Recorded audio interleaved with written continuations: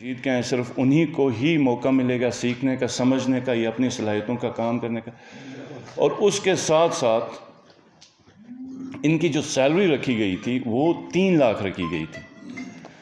تو اور لوگوں کا ایک بڑا کنسرن تھا جو کہ بڑا ٹھیک تھا کہ سیلری ان کی بہت زیادہ. تو زیادہ لوگوں کو اپرچونٹی دینے کے لیے، چونکہ گلگت بلتستان میں زیادہ فورمز نہیں ہیں، تو ہم نے ایک سمری موو کروائی تھی وہ تقریباً مہینہ پہلے، جس میں ان کی سیلریز ریڈیوس کروائی ہیں. میں تقریباً اس دفعہ ہم لوگ 1.5 تک لے کے آئے ہوئے، اور میری اپنی خواہش تھی کہ یہ 1 تک آ جائے. 1 تک آ جائے اور شاید ہم اس کے اوپر ایک دوسری سیٹنگ کریں اور اس کے اوپر 1 تک لے کے آئیں. لیکن جو ہمارے پاس کوآرڈینیٹرز کی تعداد تھی، اگر کسی کو سیلریز کا مسئلہ ہے، بالکل جائز ہے کہ خزانے کے اوپر بوجھ نہیں ہے نا، تو ہم نے جو سیلری عادی کی اور تعداد شاید ہم ڈبل کر دیں. تو ایکسٹرا خرچہ نہیں ہے، لیکن جو ہماری ینگ لیڈرشپ ہے، اور ہر چیز جو اگر چیف منسٹر یا منسٹرز کا مینڈیٹ ہے، چاہے وہ پولیٹیکل ہو، چاہے وہ سیکٹورل ہو، چاہے وہ گورننس کے اندر ہم نے کام کرنا ہو، تو ہماری پارٹی کے ورکر ہوں گے، اور یہ باقی تمام پارٹیز کے ساتھ بھی ہے. تو انشاءاللہ تعالیٰ اس کے اوپر اب ان کی جو سیلریز کو اگر مزید ہم نے کم کرنا ہے تو اس کے اوپر بھی ہم بیٹھ جائیں گے. اور میری اپنی خواہش ہے کہ پی ٹی آئی کا جو ورکر ہے، جس نے جب الیکشنز ہوئے گلگت بلتستان نہیں پورے پاکستان میں، اسپیشلی یوتھ اور آئی ایس ایف، جو نوجوانوں نے کام کیا اس پارٹی کے لیے، اس ملک کے لیے، اور آج بھی پرائم منسٹر صاحب کے ساتھ جو فرنٹ لائن پر بیٹھے ہوئے ہیں، ایک تو یوتھ کو میں بہت زیادہ کریڈٹ دوں گا، اور دوسرا یہ کہ یہ کیا کھمبوں پہ جھنڈے لگانے کے لیے یا گاڑیوں میں نعرے لگانے کے لیے.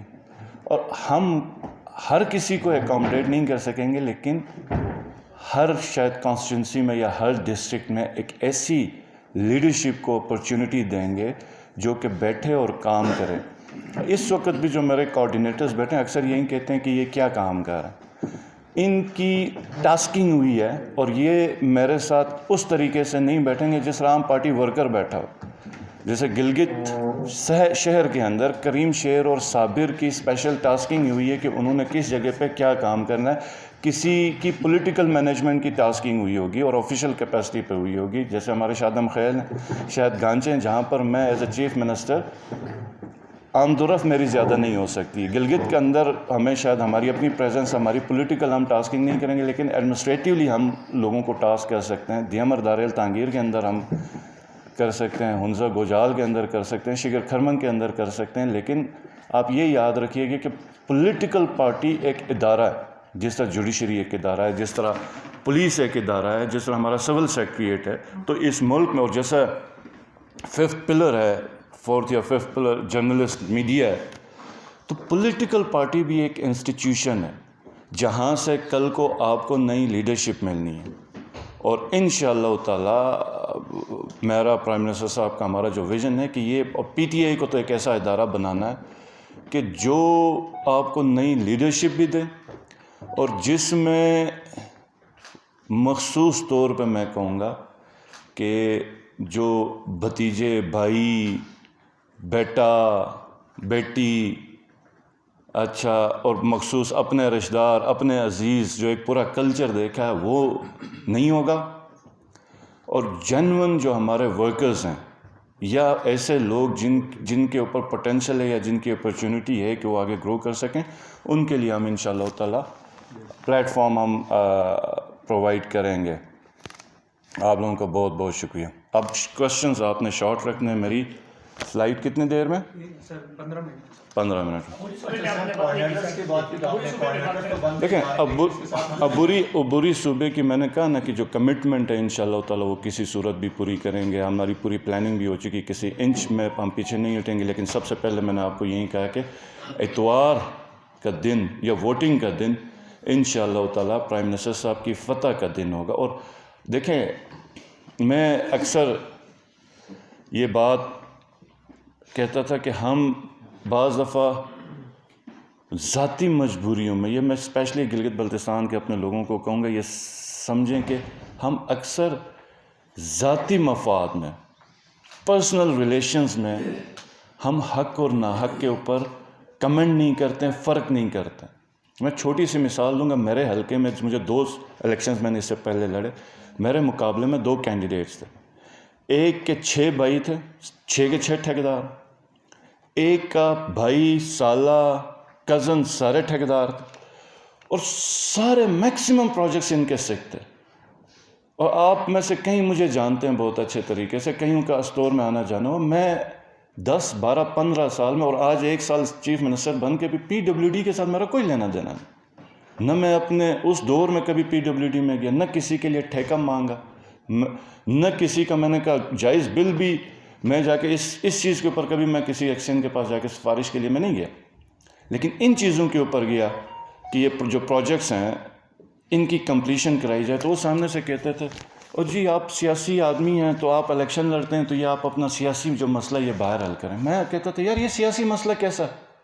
میں اگر کسی کے ساتھ الیکشن میں ہوں, پولیٹیکل اپوننٹ ہوں, اور میں اگر کوئی غلط کام کرتا ہوں, مرڈر کرتا ہوں, تو اس کو میں پولیٹیکل بنا کے میں جان چھڑاؤں گا.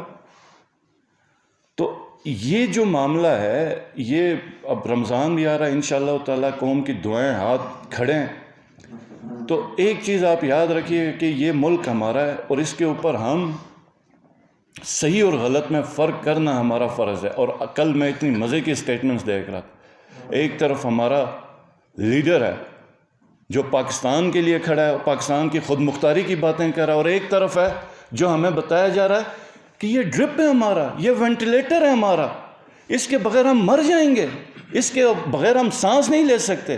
پھر اینڈ میں جس وقت ان کے جو سب سے بڑے لیڈر سے بات کی گئی کہ بھائی آپ کا بندہ یہ بات کر رہا ہے, بہت خاموشی سے اور انتہائی مجھے دکھ اور افسوس ہوا کہ beggars can't be choosers, we are not beggars. ہمیں بیگرز بنایا گیا ہے, اور وہ انہی لوگوں نے بنایا ہوا. 40-50 سال کی آپ دیکھ لیں, تو یہ کیا مطلب ہماری انسان کی غیرت اور عزت نفس نہیں ہے تو کچھ بھی نہیں ہے. تو یہ پرائم منسٹر کی جنگ نہیں ہے, یہ پاکستان کی جنگ ہے. اور عوام کا فیصلہ آپ کو KP کے بلدیاتی الیکشنز میں, اس سے پہلے جہاں پہ PTI کی اپنی اسٹرینتھ تھی وہاں پہ آپ کو رزلٹ آ گیا. بہت مشکل تھا, پارٹی کے ورکرز کا بڑا احتجاج تھا, لیکن جس وقت یہ مسئلہ سٹارٹ ہوا, ایبٹ آباد, مانسہرہ, کوہستان, دیر, شانگلہ, جو کہ گھڑ ہے PMLN, JUI, جماعت اسلامی کا, اور جہاں پہ کلین سویپ کیا PTI نے, پاکستان تحریک انصاف نے. تو انشاءاللہ تعالیٰ آپ یاد رکھیے گا کہ PTI سنگل لارجسٹ پارٹی ہے نیشنل اسمبلی کے اندر. تو یہ عبوری آئینی صوبہ پرائم منسٹر صاحب کی سربراہی میں ہی ہوگا, اور کسی بھی صورت ہوگا, اور انشاءاللہ تعالیٰ بلکہ عنقریب اس جھنڈ کے شکست کے بعد ہوگا. اچھا سر, ایک سوال یہ ہے کہ اس سے ہٹ کے سوال ہے پولیس سے ریلیٹڈ, کہ پولیس کے اپر اور لوئر کلاس جو ٹریننگ ہوتی تھی وہ پہلے PTC گلگت میں ہوا کرتی تھی. اس دفعہ اس کو اسپیشلی ہنگو اور سہالہ بھجوایا جا رہا ہے. تو کیا PTC جو گلگت کا ہے وہاں جیسے ماضی میں ہوتے رہی ہے, یا ان کی کمپٹنسی ختم ہو گئی جو ان کو ہنگو اور سہالہ؟ جی, ایک تو میں یہ بتاؤں کہ ہمارے جو IG صاحب ہیں وہ انتہائی زبردست اور پروفیشنل ہیں, اور پولیس کے اندر بہت ان کی اچھی ریپوٹیشن ہے انسٹیٹیوشن کو بلڈ کرنے میں. اور یہ جب سے آئے انہوں نے کافی یہ کوشش کر رہے ہیں, ریفارمز بھی کر رہے ہیں پولیس کے اندر. اور ہماری جب بھی بات ہوتی ہے پولیس کی ریسٹرکچرنگ کے اوپر بات ہوتی, تو جو ہمارا PTC ہے اس کی ریسٹرکچرنگ کے اوپر انہوں نے مجھے پہلے بات کی, اور پولیس کی ٹریننگ کے اوپر انہوں نے فوکس کیا ہوا. یہ لاسٹ ٹائم ابھی کل میرے پاس یہ بات آئی تھی, تو کرنل عبید کو ہم نے بتایا ہوا, وہ IG صاحب کے ساتھ بیٹھیں گے, اور یہ یاد رکھیے گا کہ جو بہتر ہوگا پولیس کے لیے وہ فیصلہ ہوگا. کوآرڈینیٹرس کی بات کی, تو کوآرڈینیٹرس کے حوالے سے کوآرڈینیٹرس آتے جا رہے ہیں, بڑھتی جا رہی ہے تعداد ان کی, اور جو کوآرڈینیٹر آپ بھرتی کرتے ہیں اس کے بعد ان کی کوئی پروگرس سامنے نظر نہیں آتی, پہلی بات.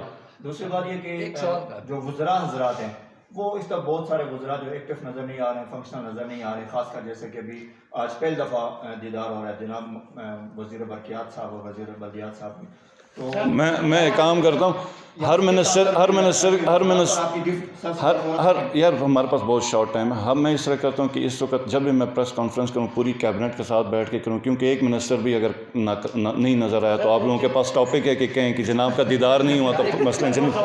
سر ایک رمضان میں منشری کا صحیح اور افطاری کے لیے بجلی ملے گی نہیں کسان کو, جی ایسا سوال ہے سر, اردو کو آپ نے فیصلہ کرا دیا, حال ہی میں پھر 2 دن پہلے وہاں پہ حالات بہت خطرناک ہے, ریسکیو نہیں ہو رہے, وہاں تو لوگوں کی بہت تشویش ہے، لینڈ سلائڈنگ آپ نے سوشل میڈیا پہ دیکھا، اس کے لیے کیا اقدامات کریں؟ دیکھیں، ایک تو یہ یاد رکھیے کہ ہم آپ مجھ سے زیادہ بہتر جانتے ہیں، ایک پروونس کی اور اداروں کی کیپیسٹی ہوتی ہے اور ایک آفت ہوتی ہے جو کیپیسٹی سے بڑھ کے ہوتی ہے.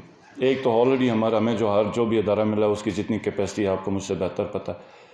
ہم نے کیا کیا، اور ہم سے پہلے بھی ادھر آفت کئی ایریا میں عطا آباد آیا، نیچرل ڈیزاسٹر تھا، اس پہ اس وقت کی پولیٹیکل پارٹی نے کیا ریئیکٹ کیا اور ہم نے کیا کیا. آپ اس طرح کے ساتھ تھوڑا سا کمپیریزن کریں. جس وقت ہم گئے، ہم نے سب سے پہلے ادھر یہ جب میں نے وزٹ کیا، میں نے کہا کہ اس کا ایک فیزیبلٹی اسٹڈی ہو جائے ٹیکنیکل لوگوں کے ساتھ اور ریلیونٹ ڈپارٹمنٹس اس کی کر کے مجھے بتائیں کہ یہ کیا چیز ہے. اور پہلی دفعہ ہی ہم نے اسٹڈی کرا اور اس کے بعد ہمارے پاس ایک ڈاکیومنٹ ہے کہ یہاں پہ تو کئی جگہیں جو بیٹھنے کی قابل نہیں. اس رپورٹ نے ہمیں آفت زدہ ڈکلیئر کیا کہ یہ ایریا آفت، ہم نے اس کو آفت زدہ کر ڈکلیئر کیا. اس کے بعد رندو کی میری پوری کمیٹی ٹیم آئی تھی ادھر، میں 2-3 مختلف صورتوں میں ان سے ملا ہوں. تو اب چیز یہ کہ شروع میں جس وقت زلزلہ ہے تو ہم نے ایک سروے کروایا، اس کا ایک ایسٹیمیٹ بنا. آپ کو پتہ 2-3 مہینے فیلڈ میں سروے بن کے آ جاتا ہے. تو وہ جس وقت تقریباً تیار ہو کے 2-3 مہینے میں آنے کا، تو اس کے بعد انتہائی ایک شدید زلزلہ ہو رہا جس سے پچھلے سے کہیں زیادہ نقصان ہوا. تو اب تو یا تو یہ تھا کہ ہم اس سروے پہ دے دیتے.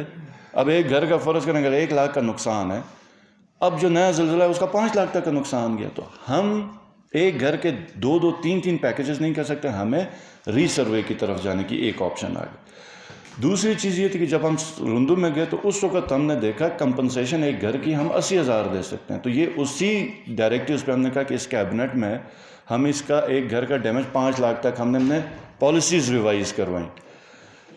پھر اس کے بعد ہمارے پاس 3-4 آپشنز تھی. ایک تو ہم نے اس کو آفت زدہ علاقہ ڈکلیئر کیا اوور آل. اس کے اوپر اب ایک سروے کی ٹیم بیٹھے گی جس میں NDMA ہوگی، GBDMA ہوگی، آپ کے موسمیات والے ہوں گے، آپ کا آرمی کا ایک جوان ہوگا، آپ کے ادھر کے جو ایڈمنسٹریشن ہے اس کا بندہ ہوگا، اور وہ ٹیکنیکل سٹاف آپ کو پن پوائنٹ کرے گا کہ کون کون سے گاؤں ہیں جو آپ نے ری لوکیٹ کرنا ہے. اور گورنمنٹ میں نے ان کو کمٹ کر دیا ہوا ہے کہ انشاءاللہ تعالی جس وقت میرے پاس رپورٹ آئے گی کہ کتنے نفر، کتنے گھر، کتنے ہاؤس ہولڈ کو ہم نے ری لوکیٹ کرنا ہے، تو ایک تو ہم اس کی ری لوکیشن کا وہ کر دیں. اور آپ کو پتہ سکردو میں حالات یہ ہیں کہ ہم چپ چاپ کوئی زمین نہیں دے سکتے. آج سے پہلے بھی کوشش کی کہ وہ اگین کورٹ کیسز اور ایک بہت بڑا مسئلہ بن جائے گا. تو اس کے لیے ہمیں یہ ہے کہ یہ ہمارے پاس ایک بیسٹ آپشن یہ ہے کہ ہم ان کو کیش پیسہ دیتے ہیں تاکہ وہ خود جا کے اپنے پیسے خرید لیں. اس سے اب تک کا بیچ کا جو گیپ ہوگا، لازمی بات ہے وہ تو اوور نائٹ تو نہیں ہوگا، 2-3 مہینے 4 مہینے لگیں گے. تو اس پہ کل رات کو میری راجہ ناصر سے دوبارہ بات ہوئی تھی اور میں نے اس کو کہا اس چیز کو تھوڑا سا پش کریں کہ وہ لسٹیں ہمیں بنیں جس کے اوپر یا تو ایک ٹینٹ سروس بنائی جائے، شہر بنایا جائے، یا پھر ان کو راشن لا کے دیا جائے. اسپیشلی اس رمضان میں، رمضان کا ہم نے اس کا الگ سے پیکیج ڈسکس کیا. اس پہ یہ ہے کہ جیسے احساس پروگرام کے ساتھ بھی مل کے ہم یہ کر سکتے ہیں کہ ہاؤس ہولڈس کے ID کارڈ آ گئے تو ان کو کیش انسینٹیو دیا جائے پر منتھ کا، جس سے اپنا وہ خرچہ چلا سکتے ہیں. اور شاید زیادہ فیزیبل یہی چیز ہے جس کے اوپر ہم لوگ جائیں. یہ انشاءاللہ تعالی ہفتے تک یہ چیز فائنل ہے. تو آپ لوگوں کا بہت بہت شکریہ. پاکستان زندہ باد.